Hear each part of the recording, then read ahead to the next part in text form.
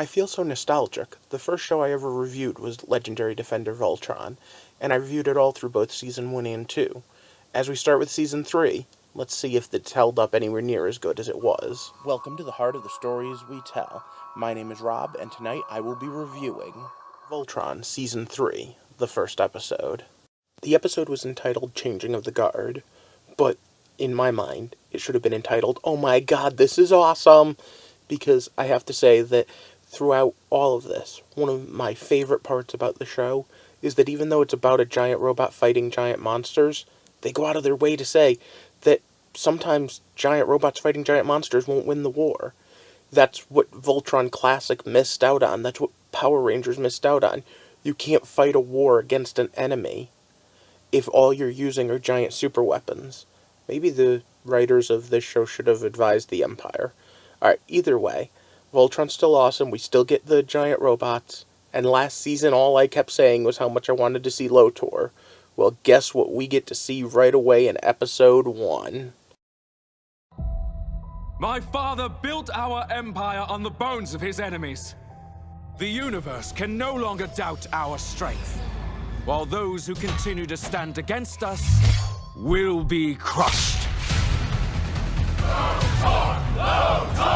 They still haven't addressed my other big complaint, which is the whole, queen or princesses become queens when their fathers die. But other than that, we have some great themes, some great concepts, and of course, we have what I think is one of the best shows on Netflix animated. So once again, it's stop. Spoiler time. So having only watched the first episode, I'm still in love with this series. We had no Robies whatsoever in the opening episode, and that's fine, because the whole threat was socio-political. The idea was that everyone's heard Voltron won the day. But remember, Shiro disappeared. They don't have Black Lion. Without Black Lion, there's no Voltron. Now, I did kind of sit there and groan a little at how Keith handled things in the actual meeting, because my first thought is, every time they ask for Voltron, I'm sorry, not all the Paladins are here, we can't form Voltron right now. And I would have played off the fact that Shiro must just be somewhere else. I wouldn't have openly lied, but I would have let them at least come to that conclusion on their own. Having said that, the princess and Cran did try to handle things politically and did do a good job of that. Of course, she's still a princess, and Karan's still a big goof, although there's part of me that wants a cape that plays my own theme music right now. The team itself is an interesting dynamic, and anyone who ever saw the original series might have an idea of who's going to replace Shiro. I'm curious to see how they play this off, though, if this is supposed to be a surprise. We already have different people in different lions, because in the original series, Blue Lion was controlled by the princess after they left, Keith was in Black Lion, and Lance was in Red Lion. They've also messed around a little bit with the personalities, so realistically, Hunk in Yellow and Pidge in Green are the only ones that really are in the same color. And I really want to know why they don't call Pidge Kate more. I really wish they did. But either way, the show was awesome, and at least on the hero's end, there was a lot of great moments of character building just here in Episode 1. So they also keep the fantasy up of the fantasy racism. And you know what? They do it really well, because the Blade was instrumental in the victory of Voltron last season. Yet people even said, hey look, our people were enslaved by people that look a lot like them. Yeah, well, you can't hold it against them that they were born that race. And on top of that, they're heroes of this war already, and are now volunteering to help fight. When I talk about the bad guys for a minute, we're going to talk about fantasy racism too. But first, I just want to ask your opinion, what you thought of the hero part of this, and if you think that they're leading up to the same trick where the princess is going to take over one of the lions. If so, whether they'll move it around for Keith to get Black or not.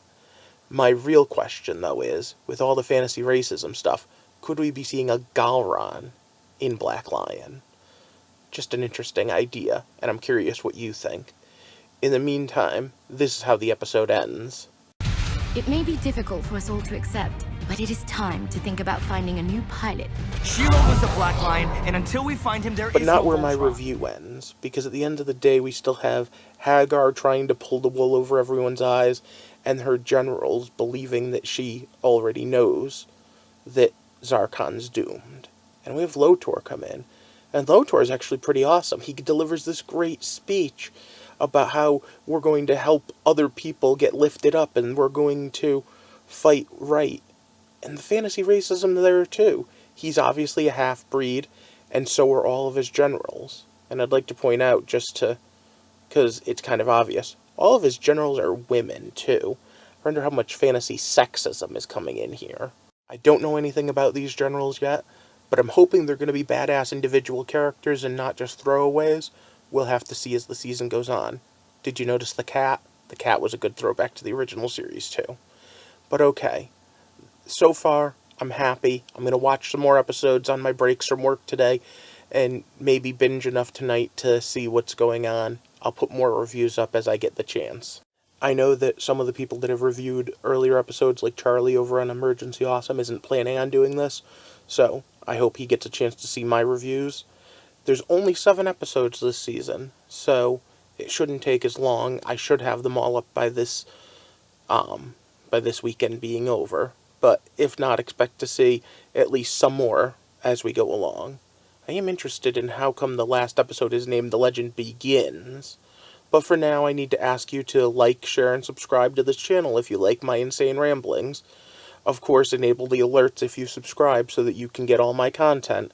I'm going to be putting this stuff up, but I do weekly reviews of lots of TV shows, and of course movie reviews. I just did The Dark Tower. And every Sunday night I put up another theory video on storytelling. For now, I hope you have a good night, and thank you for walking with me through the heart of the stories we tell.